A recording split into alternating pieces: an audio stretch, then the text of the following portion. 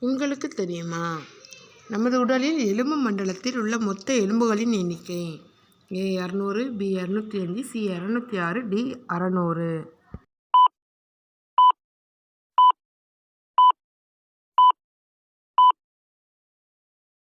விடை C 206. மனித உடலில் மொத்த எடையில் தோலின் எடை எவ்வளவு?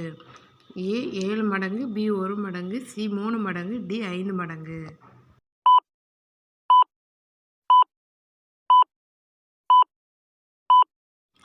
விடை A 7 மடங்கு. நண்டு மற்றும் கல்லீரல் போன்றவற்றின் இரத்தம் என்ன நிறமுடையது? A சிவப்பு, B நீலம், C வெள்ளை, D நிறமற்றது.